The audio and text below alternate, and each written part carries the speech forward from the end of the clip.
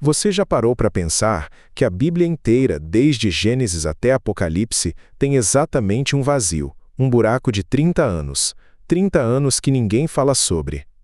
Jesus nasceu, cresceu, e depois, silêncio. A Bíblia salta direto para ele aos 30 anos no Rio Jordão, batizado por João. Mas os estudiosos hebraicos, os manuscritos antigos que a igreja não lê todo domingo, eles contam uma história muito diferente. Essa história não é sobre um menino santo que nunca errou, é sobre um adolescente que cresceu como qualquer um em uma aldeia simples, que sofreu pressão, que duvidou, que sentiu raiva, e o que ele aprendeu nesses 30 anos em Nazaré foi exatamente o que o mundo precisava aprender. Mas ninguém prepara você para isso. Nos próximos minutos você vai entender por que essa história foi apagada, por que os primeiros cristãos tiveram medo de contar como Jesus realmente era naqueles anos. E quando você descobrir o que acontecia atrás daquelas portas de pedra, você nunca mais vai olhar para sua própria adolescência do mesmo jeito, porque essa é a história do menino Jesus. Do jeito que ele realmente foi. Sem suavização. Sem santo de vidro. Sem halo dourado fingido. Se você tem alguns minutos, essa história vai valer cada segundo. Tudo começou com uma mãe que tinha um segredo impossível de guardar. Maria sabia exatamente quem seu filho era. Tinha visto o anjo, tinha ouvido as palavras, tinha sentido o impossível acontecer dentro dela. Mas como você explica isso para um marido? Como você diz para o resto da família? Como você mantém a boca fechada quando todo mundo está perguntando por que você está grávida sem estar casada? Os vizinhos falavam. As mulheres na fonte sussurravam. Em uma aldeia onde tudo era conhecido, Maria era a mulher que os sacerdotes questionavam. E José tinha motivos legítimos para abandoná-la. A lei permitia. Ninguém o condenaria. Mas ele não fez. Porque José também sabia. Talvez não tudo, mas sabia o suficiente para entender que aquele menino não era qualquer menino. E quando Jesus nasceu, Maria guardava tudo aquilo no coração. Cada palavra dos pastores que vieram à noite, cada presente dos magos que chegaram do Oriente, cada profecia do ancião Simeão no templo, mas ninguém podia saber, porque se soubessem, a criança morreria. Herodes já estava procurando. Então a família fugiu. No meio da noite. Para Egito. Exilados. Fugitivos, sem saber quando poderiam voltar, e é aqui que a história oficial termina. Aqui que os evangelhos fecham o livro sobre a infância de Jesus. Mas a vida real não funciona assim. Jesus cresceu como refugiado. Seus primeiros anos foram de instabilidade, de medo, de estar sempre olhando para trás. Os estudiosos apontam que Jesus provavelmente passou entre 2 e 5 anos no Egito. 5 anos de exílio, 5 anos aprendendo que o mundo não era seguro. Quando finalmente puderam voltar, Jesus tinha idade suficiente para lembrar da fuga, para lembrar do medo, para entender que sua existência tinha colocado sua família em perigo. E aqui começa a adolescência que ninguém conta. Porque Jesus não cresceu em paz, cresceu sabendo que era diferente. Sabendo que sua presença tinha significado. Na Nazaré de primeiro século a educação das crianças acontecia na sinagoga. Aprendiam a ler a Torá, aprendiam a lei. Aprendiam quem Deus era, mas quando Jesus lia a Torá, ele lia diferente. Segundo os textos antigos, ele compreendia conexões que ninguém mais via. Via significados escondidos nas palavras que todos conheciam desde criança. Os outros meninos achavam estranho. Jesus não era rude, não era arrogante, mas era diferente, quieto, observador, sempre fazendo perguntas que ninguém conseguia responder. E em casa, a dinâmica era ainda mais complexa, porque Maria sabia quem ele era. Mas José e os irmãos? Sim, Jesus tinha irmãos. A Bíblia menciona isso de passagem. Tiago, José, Simão, Judas. E irmãs cujos nomes não foram registrados. Crescer como irmão especial é complicado. Os irmãos de Jesus provavelmente o viam como alguém que sua mãe favorecia, alguém diferente, alguém que não era normal. E quando Jesus entrou na adolescência, tudo piorou, porque aos 13 anos, um menino judeu passava por um rito, a cerimônia de Bar Mitzvah. Você se tornava um homem aos olhos da comunidade. Você lia a Torá em público. Você se tornava responsável por seus pecados. Mas aqui está o problema que ninguém menciona. Como você celebra se tornar um homem responsável, quando você já sabe que vai morrer por culpa de todos? Segundo os estudiosos, Jesus já sabia. Não tinha detalhes. Não sabia quando. Mas sabia que sua vida tinha um propósito que ninguém mais compreendia.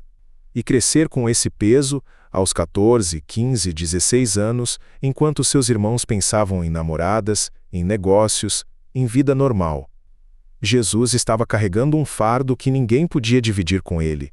José era carpinteiro, então Jesus seria carpinteiro. Essa era a tradição. Aprendia o ofício do pai. Passava de geração para geração. E Jesus aprendia. Aprendia bem.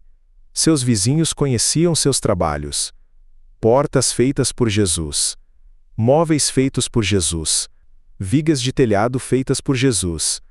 Mas enquanto trabalhava com as mãos, sua mente estava em outro lugar, pensando em Deus. Pensando em lei. Pensando em por que as pessoas sofriam, porque Nazaré não era isolada, era pequena, mas não estava separada do mundo. Jesus ouvia histórias. Ouvia sobre Jerusalém, sobre o templo, sobre os sacerdotes que abusavam do poder.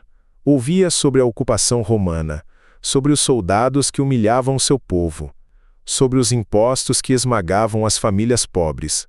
Ouvia sobre os doentes que não tinham cura, os possessos que ninguém conseguia ajudar, as viúvas que morriam de fome porque não tinham marido para sustentá-las.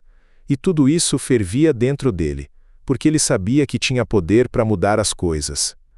Mas ainda não era a hora. Ainda precisava esperar. E isso é o que torna a adolescência de Jesus verdadeiramente brutal. Ele não era impotente como qualquer adolescente. Ele tinha poder, mas tinha que escolher não usá-lo, porque usar o poder antes da hora certa teria destruído tudo que seu pai planejava. Teria transformado ele em um líder político, um rei, um insurgente contra Roma. Então ele esperava, trabalhava, aprendia, e carregava o peso de saber exatamente quem era e não poder dizer a ninguém, porque se contasse, seria crucificado antes de começar seu ministério. Se seus irmãos soubessem, a notícia se espalharia. Se os sacerdotes em Jerusalém soubessem, o enviariam buscar. Então a adolescência de Jesus foi a adolescência da solidão perfeita. Cercado por família, cercado por comunidade, completamente sozinho. E aos 20 anos, ele ainda estava em Nazaré. Seus irmãos agora tinham suas próprias vidas. Alguns provavelmente tinham famílias. Alguns cuidavam de negócios. Mas Jesus ainda era solteiro. Ainda era só carpinteiro. Ainda era aquele menino estranho de Maria que fazia perguntas na sinagoga. E os estudiosos hebraicos apontam algo que os pregadores nunca mencionam. Nessa época, Jesus estava se tornando invisível. Aquele menino escolhido tinha virado ninguém especial. Maria sabia. Guardava aquilo no coração. Sabia que seu filho era Deus. Sabia que ele era o Messias. E assistia a ele, lixando madeira, fazendo móveis, vivendo uma vida completamente ordinária. Porque isso é o que ninguém entende sobre a encarnação. Deus não apenas visitou a terra como homem. Deus viveu como homem, completamente, totalmente, sem atalhos. Jesus sentiu fome. Jesus ficou cansado. Jesus sentiu dor. Jesus provavelmente teve febre. Jesus teve desejos que precisava controlar, porque ser humano completo significa sentir tudo. E Jesus sentiu cada coisa. Os evangelhos mencionam uma coisa curiosa. Aos 12 anos Jesus desapareceu em Jerusalém. Seus pais o procuravam desesperados. O encontraram no templo discutindo com mestres. Quando Maria o confrontou, ele respondeu: "Não sabem que preciso estar na casa de meu pai?" Como se fosse óbvio. Como se aquele menino não fosse totalmente seu também. Mas depois disso, ele voltou para casa. E obedecia. Porque ainda era adolescente. E tinha que aprender o que significava ser humano de verdade. E é aqui que a história fica realmente complexa. porque Maria tinha visto sinais. Tinha visto milagres, provavelmente. Tinha visto coisas impossíveis. Os estudiosos antigos sugerem que Maria viu Jesus curar alguém, talvez uma criança doente, talvez um animal ferido, talvez algo pequeno que ninguém mais viu. Mas ele parou, pediu sigilo, não deixava as coisas crescerem. Porque se começasse a fazer milagres em Nazaré, sua infância terminaria ali. Então ele continuava esperando, trabalhando, aprendendo o que significava sofrer, aprendendo o que significava ser rejeitado, aprendendo o que significava ser incompreendido. Porque tudo isso, todo esse sofrimento de adolescência, todo esse peso de saber quem era e não poder dizer, era necessário. Porque quando finalmente chegasse a hora dele, ele não seria um menino prodígio, não seria um adolescente com poder descontrolado. Seria um homem que entendeu exatamente o que significava ser humano, e quando começasse a ensinar, não seria ensinando teoria, seria ensinando verdade vivida. Seria ensinando o que ele tinha aprendido no sofrimento. Porque Jesus sabia que o mundo não precisa de respostas teóricas. Precisa de alguém que entenda a dor. Precisa de alguém que tenha estado lá. Precisa de alguém que conhece a solidão. E tudo o que ele viveu nesses 30 anos em Nazaré, cada rejeição, cada momento de incompreensão, cada noite solitário, cada tentação resistida, era a preparação para o que viria. Aos 30 anos Jesus deixou Nazaré, deixou a carpintaria, deixou seus irmãos, deixou sua mãe. E caminhou em direção ao Rio Jordão. Quando entrou naquela água, e João o batizou, algo mudou. Os céus se abriram. Uma voz disse: "Este é meu filho amado, nele tenho prazer." Mas Jesus já sabia disso.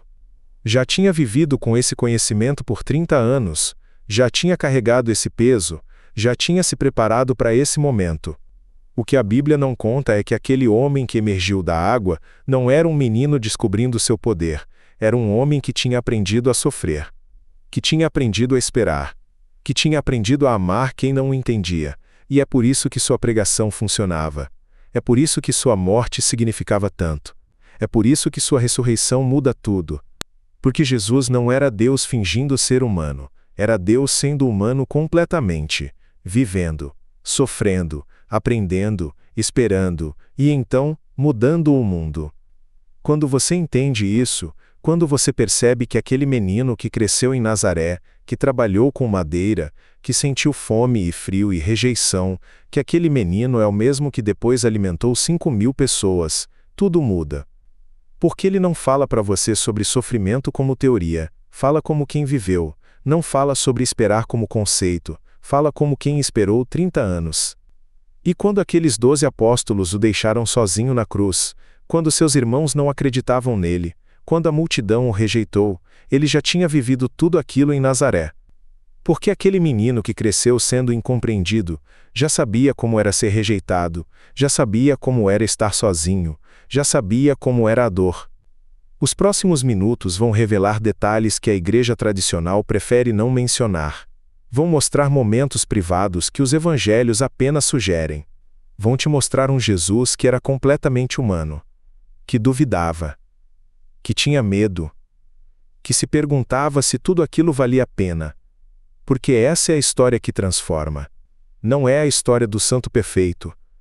É a história do homem que escolheu fazer a coisa certa mesmo quando ninguém estava vendo. Mesmo quando era difícil. Mesmo quando doía. E é por isso que sua vida muda a sua. Porque ele conhece sua luta. Porque ele viveu sua tentação. Porque ele entende sua dor. Se você está assistindo isso e se sente sozinho, incompreendido, rejeitado, como se ninguém soubesse o que você está passando, alguém sabe. Alguém viveu isso. Alguém compreende completamente. E quando você realmente compreende a adolescência de Jesus em Nazaré, quando você entende que ele não nasceu aos 30 anos, que ele foi criança, foi adolescente, foi rejeitado, você entende que ele não está distante de sua dor. Ele está completamente dentro dela. Porque ele já esteve lá. Enquanto Jesus crescia em Nazaré, a Palestina inteira estava em ebulição. O Império Romano apertava o jugo. Os líderes religiosos se dividiam em facções. O povo ansiava por um libertador. E em cada sinagoga, em cada festa, sussurros cresciam. Será que o Messias já estava aqui? Será que ele era um menino em alguma vila? José sabia disso. Ele havia recebido um aviso divino. Havia fugido para o Egito com a criança. Havia vivido como fugitivo, como clandestino. Quando finalmente retornou a Nazaré, a vida parecia normal. Mas nunca foi. Porque José precisava educar uma criança que ele sabia ser o Filho de Deus. Como você faz isso? Como você ensina obediência a alguém que é literalmente divino? Os estudiosos hebraicos apontam algo que as Escrituras apenas sugerem. Jesus teve que aprender a ser humano. Literalmente. Ele teve que aprender a fome. Teve que aprender a fadiga. Teve que aprender a dor. E Maria observava tudo isso. Silenciosa. Guardando essas coisas no coração, como as Escrituras dizem. Porque Maria sabia exatamente quem era seu filho. Ela tinha vivido o anúncio. Tinha visto o milagre do nascimento. Tinha ouvido os pastores falarem do que os anjos disseram. Mas e se ele esquecesse? E se o peso da humanidade o fizesse esquecer de quem ele era? Porque esse era o risco real da encarnação. Deus se tornando homem. Completamente homem. Isso significava que Jesus poderia ter falhado. Poderia ter recusado o seu chamado. Poderia ter escolhido a vida normal de um carpinteiro em Nazaré. E essa possibilidade, esse risco real, é o que torna sua escolha final tão devastadora. Porque ele sabia. Ele sempre soube. E mesmo assim, escolheu.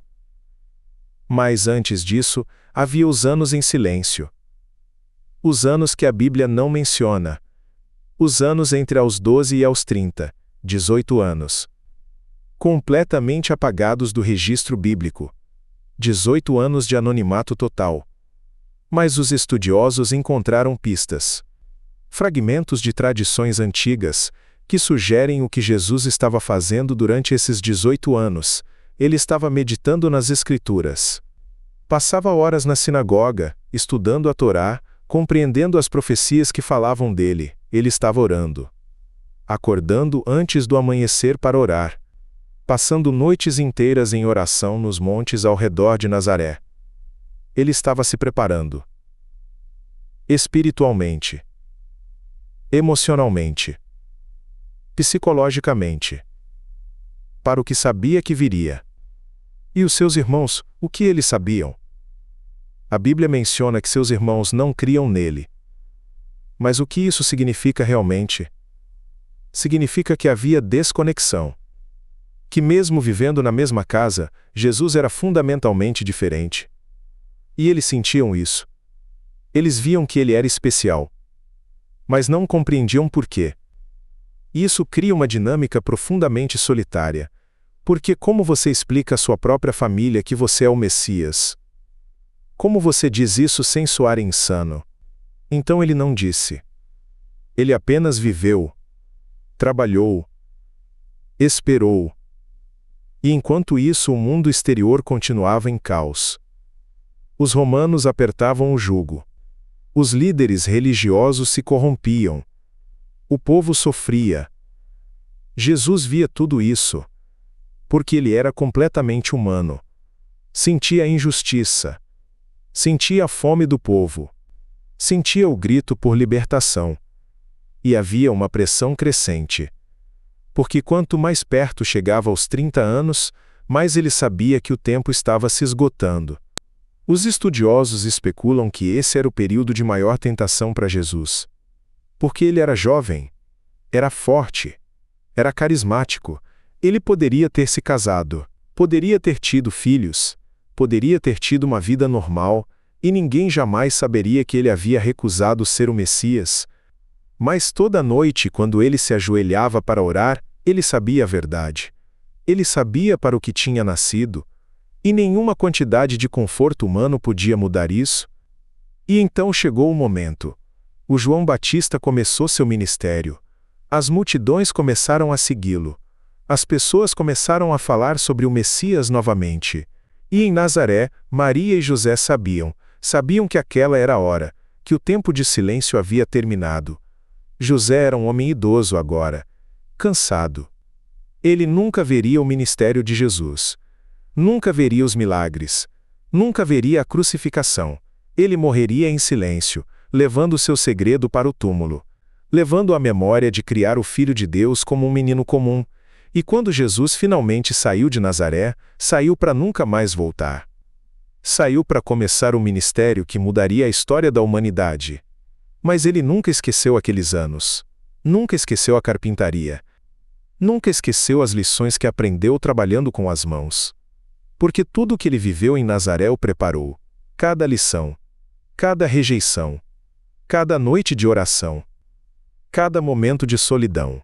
E quando finalmente enfrentou a cruz, ele não enfrentou como um Deus distante. Enfrentou como um homem que havia vivido. Que havia sofrido. Que havia aprendido obediência através do sofrimento. Mas havia um problema que ninguém menciona. Quando Jesus começou seu ministério aos 30 anos, ele não era um desconhecido completo. Ele era conhecido. E nem sempre de forma positiva. Porque em Nazaré, ele era aquele menino de Maria, o carpinteiro, o filho do homem que morreu anos atrás. Ninguém via potencial messiânico nele. Então, quando Jesus começou a fazer milagres, a primeira reação não foi adoração. Foi confusão. E depois, hostilidade. Porque um carpinteiro não pode ser o Messias. Um homem que cresceu em Nazaré não pode ter poder divino. Um filho de Maria não pode ser o Filho de Deus. A primeira microtensão. Jesus tinha que lidar com a incredulidade de sua própria família. Seus irmãos não criam nele. Sua própria mãe tinha dúvidas às vezes. Porque Maria tinha vivido com ele por 30 anos. Ela o vira cansado, vira ele duvidando, vira ele sendo completamente humano. E agora de repente ele era o Messias? Os evangelhos registram um momento crucial. A mãe de Jesus e seus irmãos chegam procurando por ele enquanto ele ensinava. Queriam levá-lo embora. Achavam que ele estava perdendo a razão. Imagina a humilhação. O Filho de Deus sendo tratado como um homem que está tendo um colapso mental. Sua própria família tentando controlá-lo. E quando foi informado que sua mãe e seus irmãos estavam lá querendo falar com ele, Jesus respondeu algo que parece duro: "Quem é minha mãe e meus irmãos?" Isso não era crueldade. Era necessidade. Porque se ele permitisse que sua família o puxasse para trás, tudo desmoronaria. A segunda microtensão. Os líderes religiosos viram em Jesus uma ameaça existencial. Porque ele não respeitava as regras deles. Não seguia suas interpretações. Jesus curou no sábado. Algo estritamente proibido pela lei. Ou pelo menos pela interpretação que os fariseus tinham da lei. E quando questionado, Jesus não se desculpou. Não explicou. Apenas confrontou. É lícito fazer o bem no sábado ou fazer o mal? Porque Jesus entendeu algo que os líderes religiosos haviam esquecido. A lei existia para servir as pessoas, não as pessoas para servir a lei. Mas essa resposta os enfureceu. Porque Jesus não estava apenas desafiando suas interpretações. Estava desafiando sua autoridade, sua relevância, seu poder. E começaram a conspirar. Começaram a procurar formas de prendê-lo, de acusá-lo, de silenciá-lo. A terceira microtensão. Os próprios discípulos não entendiam quem Jesus realmente era. Eles pensavam que ele era um líder político, um revolucionário que os libertaria de Roma. Pedro especialmente tinha essa expectativa. Ele queria um Messias que lutasse, que conquistasse, que vencesse militarmente. Mas Jesus sabia. Sabia que seu reino não era deste mundo. Sabia que sua vitória não viria através da espada. Sabia que seus discípulos iam decepcionados quando entendessem. E começou a preparar seus discípulos para a verdade. Começou a falar sobre sofrimento, sobre morte, sobre ressurreição. O Filho do Homem será entregue nas mãos dos homens. Será morto. E ao terceiro dia ressuscitará. Ele disse isso claramente. Várias vezes. E Peter o repreendeu. Disse que isso nunca aconteceria. Que ele não permitiria que seu Messias morresse. E Jesus teve que ser duro com ele, teve que dizer: sai para trás de mim, Satanás. Porque Peter estava tentando desviá-lo de seu propósito. A quarta microtensão: as multidões. Jesus tinha um problema de expectativa com as multidões também.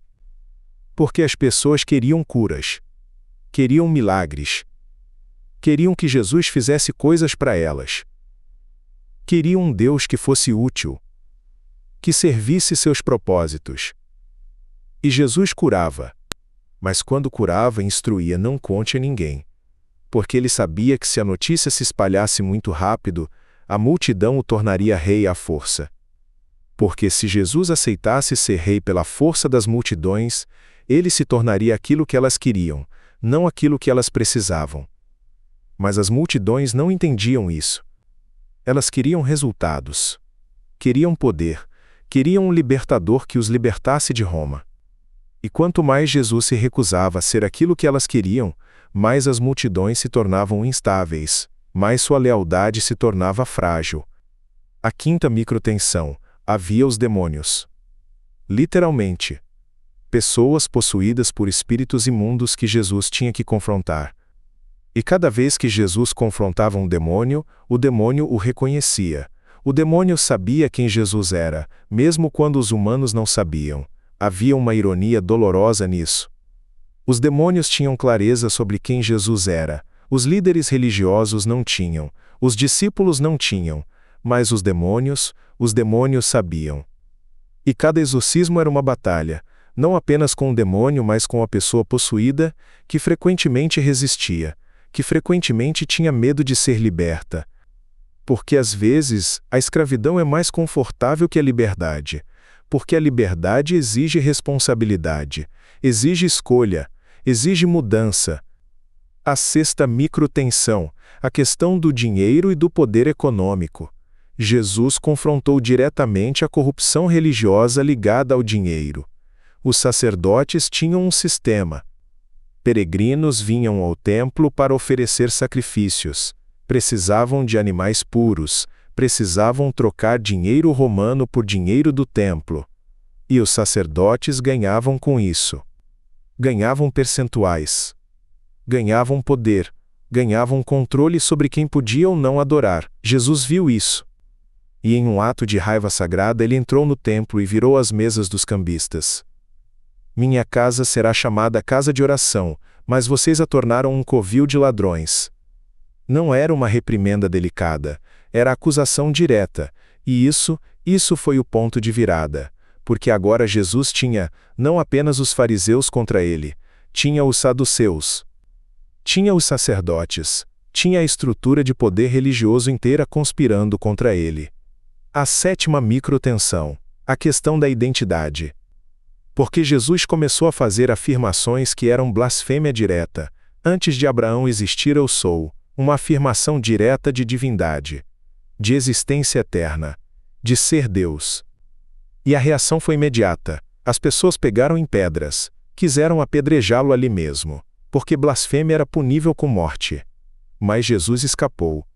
Seus inimigos não conseguiam pegá-lo, porque seu tempo ainda não havia chegado. A oitava microtensão: os sinais e maravilhas. Jesus não podia fazer o que fazia sem gerar reação, sem gerar divisão. Porque alguns acreditavam. Alguns criam que ele era o Messias baseado nos sinais, mas outros achavam que era bruxaria. Beelzebu é o seu poder, diziam. Ele não está curando pelo Espírito Santo, está usando magia negra, mas a acusação pegava. Porque a multidão não sabia, não podia verificar, não tinha ferramentas para discernir entre poder divino e poder demoníaco. A nona microtensão: a questão do sábado. Os fariseus ficavam atrás de Jesus, procurando formas de pegá-lo, violando o sábado. Porque na lei de Moisés, trabalhar no sábado era proibido. Até colher comida era considerado trabalho. Até curar era considerado trabalho. E Jesus respondeu com histórias, com exemplos, com lógica, mostrando que a lei tinha propósito, que não era simplesmente um conjunto de regras arbitrárias, Mas os fariseus não estavam interessados em entender. Estavam interessados em acusação. E cada resposta de Jesus era uma vitória que eles registravam mentalmente como evidência contra ele. A 10ª microtensão, a questão do perdão. Porque Jesus oferecia perdão de uma forma que era radicalmente diferente. A lei era clara. Adúlteros deviam ser apedrejados. Não havia ambiguidade. Não havia espaço para compaixão. Mas Jesus disse algo revolucionário: aquele que não tem pecado, lance a primeira pedra. E um por um, eles saíram. Os acusadores saíram. Deixaram apenas Jesus e a mulher. Nem eu te condeno, Jesus disse. Vai e não peques mais. Perdão completo. Sem pré-requisitos. Sem pagamento. E isso enlouqueceu os líderes religiosos, porque perdão significava que o sistema deles era desnecessário. Se Jesus podia perdoar pecados, para que precisavam dos sacerdotes? A 11ª microtensão, a questão do julgamento final. Porque Jesus começou a falar sobre o juízo final de uma forma que era perturbadora. E o critério não era o que as pessoas esperavam. Não era sobre ritual. Não era sobre sacrifícios. Era sobre como você tratava os pobres, os doentes, os prisioneiros. Porque Jesus estava dizendo que Deus se identifica com os marginalizados, que servir a Deus significa servir aos pobres, que o julgamento final seria baseado em compaixão, não em ortodoxia. E isso desafiava a ordem social inteira. Porque se os pobres eram sagrados, então os ricos tinham que mudar. Os poderosos tinham que mudar. Toda a estrutura tinha que ser revertida. A 12ª microtensão, a questão da família versus reino. Porque Jesus exigiu que seus seguidores o escolhessem acima de seus próprios familiares. Quem ama seu pai ou mãe mais do que a mim não é digno de mim. Palavras duras. Palavras que parecem cruéis, mas necessárias. Porque Jesus sabia que seus seguidores seriam perseguidos. Que suas famílias os rejeitariam. Que teriam que escolher entre lealdade familiar e lealdade ao reino. A 13ª microtensão, os milagres começaram a se tornar problemáticos. Porque quanto mais milagres Jesus fazia, mais pessoas o procuravam. E mais a multidão se tornava incontrolável. Havia um problema de supply e demand. A demanda por milagres era infinita. As pessoas doentes nunca terminavam. E Jesus estava se tornando exausto. Porque cada milagre era um ato de compaixão. Cada cura vinha de seu próprio poder vital. E havia um limite para quanto ele podia dar. A 14ª microtensão, a questão da fé. Porque nem todos que viam milagres acreditavam. E Jesus às vezes recusava fazer milagres porque a fé não estava presente. E havia uma aldeia inteira onde Jesus não podia fazer milagres porque falta de fé havia. Porque a fé era necessária. Porque fé não é apenas crença intelectual, é abertura ao impossível. E isso deve ter ferido, deve ter sido amargo voltar para casa e ser rejeitado. Ser conhecido e desprezado simultaneamente. A 15ª microtensão, a questão dos sinais, porque os fariseus começaram a exigir sinais. Queriam que Jesus provasse quem era. Uma geração má e adúltera pede um sinal. Jesus respondeu: nenhum sinal será dado a ela, senão o sinal do profeta Jonas. Porque Jesus entendia algo fundamental. Nenhuma quantidade de evidência convenceria aqueles que haviam decidido não acreditar. A fé não é baseada em evidência suficiente. É baseada em abertura de coração. A 16ª microtensão, a questão da traição. Porque Jesus sabia que seria traído. Sabia exatamente quem seria. Judas era um dos 12. Um dos escolhidos. E ainda assim Jesus o escolheu. Jesus sabia que Judas o trairia. E escolheu de qualquer forma. Porque Jesus não estava apenas enfrentando inimigos externos. Estava enfrentando traição de dentro. De alguém próximo. De alguém que ele amava. A 17ª microtensão, a questão da ira. Porque Jesus tinha ira. Ira santa. Ira que era completamente justificada. E seus discípulos tinham medo dessa ira. Porque Jesus não era um guru pacífico que nunca se zangava.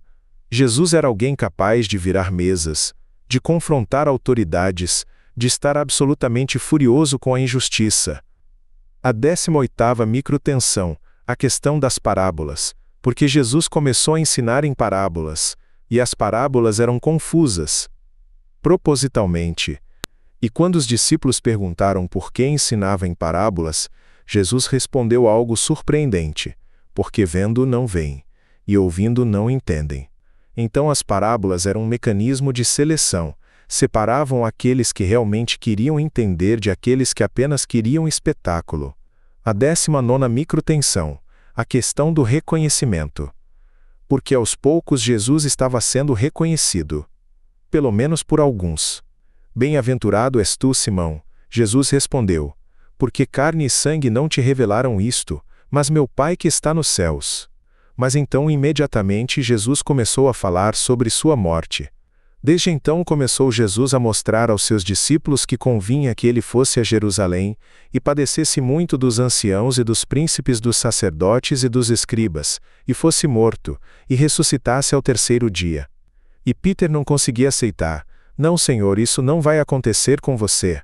Porque Peter havia acabado de reconhecer Jesus como Messias. E agora Jesus lhe dizia que morreria. A 20ª microtensão, a transfiguração.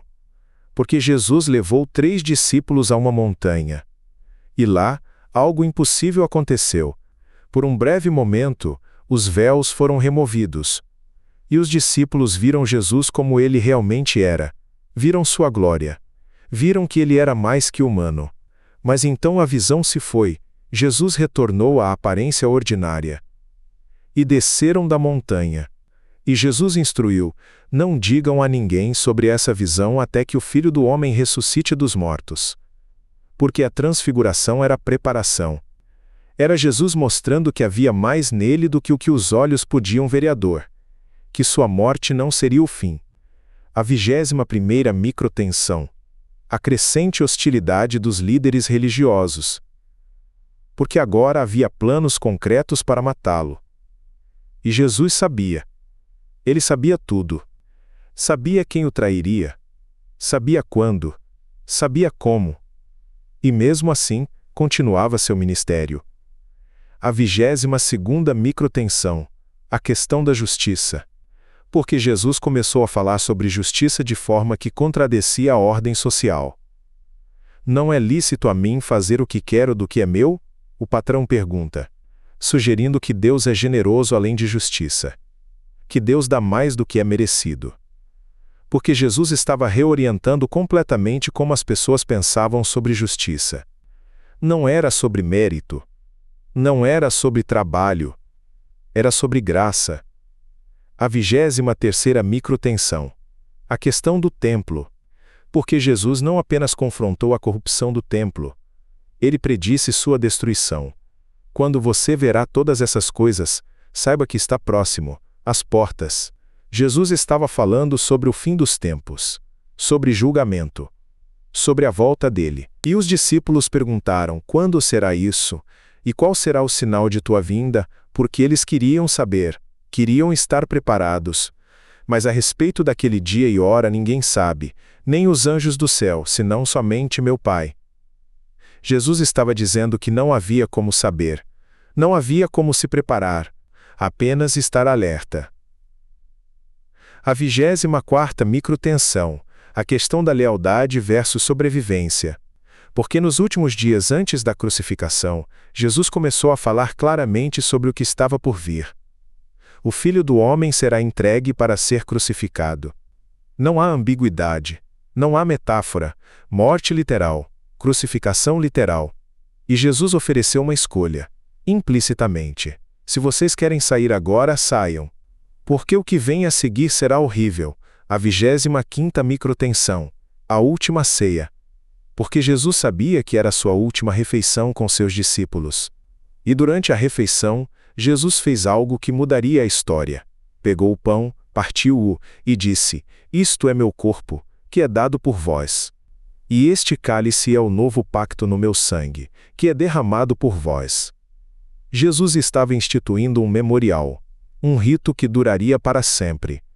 Mas havia um sinal de traição no meio dessa intimidade. Um de vós me trairá, Jesus disse. E Judas saiu. Deixou a mesa, deixou o grupo, e foi fazer o que tinha que fazer. A 26ª microtensão, Getsêmani. Porque após a última ceia, Jesus foi para o jardim de Getsêmani para orar. E ele orou com uma angústia que era completamente humana. Pai, se possível, afasta de mim este cálice. Porém não seja como eu quero, mas como tu queres. Porque Jesus tinha medo. Jesus estava assustado. Jesus não queria morrer. E ainda assim se submeteu. Não seja como eu quero, mas como tu queres. A 27ª microtensão, a prisão. Porque enquanto Jesus orava, Judas chegou com uma multidão armada. Aquele que o beijar é ele. Prendam-no. Judas identificou Jesus com um beijo. O sinal de traição era um ato de afeto. E então a violência começou. Os soldados agarraram Jesus. Os discípulos correram. Fugiram. Deixaram-no sozinho. Todos os que pegam a espada morrerão pela espada, Jesus disse. Porque ele sabia que violência não era a resposta. Que sua morte tinha que acontecer de uma forma específica. Todos os obstáculos haviam se acumulado. Todas as tensões haviam chegado a seu pico. Todos os inimigos haviam convergido. E agora Jesus estava preso. A 28ª microtensão, o julgamento diante do Sinédrio. Porque após sua prisão, Jesus foi levado diante do Conselho Supremo Judeu. E eles procuravam testemunhas contra ele. Procuravam algo que pudessem usar. Procuravam qualquer coisa que justificasse sua morte. São você o Messias? O sumo sacerdote perguntou. E Jesus respondeu, você disse, mas eu vos digo que de agora em diante vereis o Filho do Homem assentado à mão direita do poder de Deus. Que necessidade temos de mais testemunhas? Acabamos de ouvir blasfêmia da sua própria boca, ele é digno de morte, e foi votado, unanimemente. A